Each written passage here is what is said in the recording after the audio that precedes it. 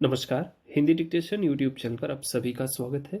5 second में dictation शुरू होगी, रेडी हो जाइए।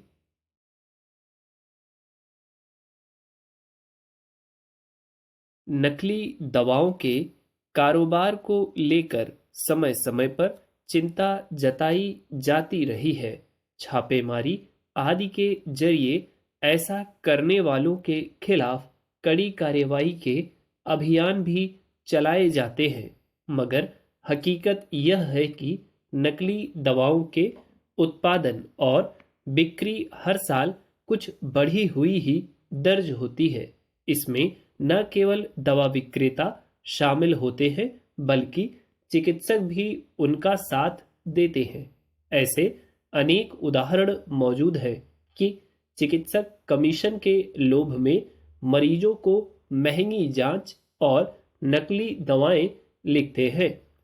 ऐसे ही एक मामले में दिल्ली की एक अदालत ने आरोपी दवा विक्रेता को फटकार लगाते हुए कहा कि नकली दवा बेचना हत्या और आतंकवाद से कम नहीं है। आरोप है कि वह दवा विक्रेता बांग्लादेश में बनी कैंसर की एक ऐसी दवा बेचता था जो भारत में प्रतिबंधित है। अदालत ने आरोपी की जमानत याचिका रद्द कर दी। अगर नकली दवाओं का कारोबार करने वालों के खिलाफ इसी तरह सख्ती बरती जाए तो शायद उनका मनोबल कुछ टूटेगा। कैंसर जैसी बीमारी में भी कोई चिकित्सक और दवा विक्रेता अगर अपने मुनाफे की हवस में अंधा होकर नकली दवा उपलब्ध कराए तो निस्संदेह इसे जघन्य अपराध ही कहा जा सकता है। पैरा भारत जैसे देश में जहां ज्यादातर मरीज चिकित्सक की भाषा समझ नहीं पाते, वे आंख बंद करके उस पर भरोसा कर लेते हैं। उन्हें यह भी पता नहीं होता कि चिकित्सक उन्हें जो दवा दे रहा है वह वास्तव में सही है या नहीं। इसलिए उन्हें ठगना आसान होता है। इसी का फायदा उठाकर चिकित्सक और दवा विक्रेता परस्पर मिली भगत से नकली दवा का कारोबार करने में सफल हो जाते हैं।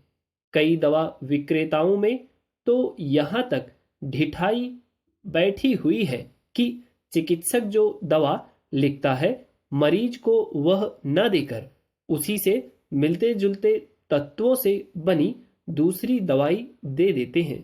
तर्क यह होता है कि दोनों के तत्व समान है, जबकि ऐसी ज्यादातर दवाएं नकली होती हैं। नकली दवाओं में आमतौर पर घटिया किस्म के रासायनिक तत्व इस्तेमाल किए जाते हैं, जिनके गलत प्रभाव की आशंका अधिक रहती है। कई बार ऐसी दवाएं मरीज के शरीर से प्रतिक्रिया कर जानलेवा साबित होती हैं।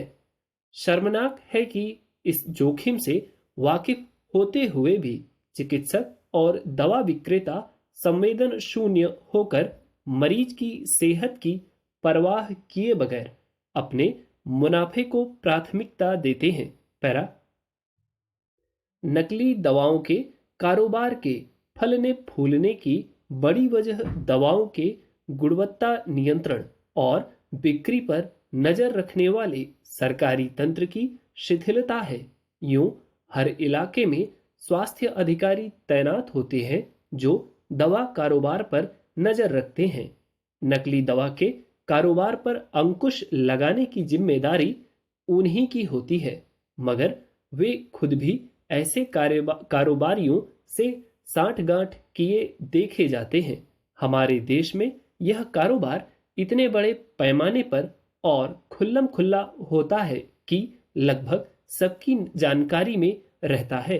फिर भी नकली दवाओं की खेप निर्बाध रूप से विक्रेताओं तक पहुंचती और फिर मरीजों को बेची जाती है। अनेक अध्ययनों से जाहिर है कि नकली दवाओं का कितना बड़ा कारोबार है और कौन कौन सी दवाएं मानव शरीर के अनुकूल नहीं हैं। फिर भी हैरानी का विषय है कि उन पर अंकुश लगाना कैसे संभव नहीं हो पाता? केवल कुछ अदालती मामलों में कड़ाई से इस मर्ज को दूर नहीं किया जा सकता। सरकारों को राजनीतिक इच्छा शक्ति दिखानी पड़ेगी। उम्मीद है डिक्टेशन आपने लिख लिया हो। यदि आप नहीं लिख पाए हैं तो इसकी एक ही टेक्निक है लिखने की कि आपको इसको दोबारा प्रयास करना पड़ेगा। फिर भी नहीं लिख पाते तो दोबारा, ठीक। जितनी बार आप रिपीट कर पाएंगे उतना ही ज़्यादा आप लिखने में सक्षम हो पाएंगे।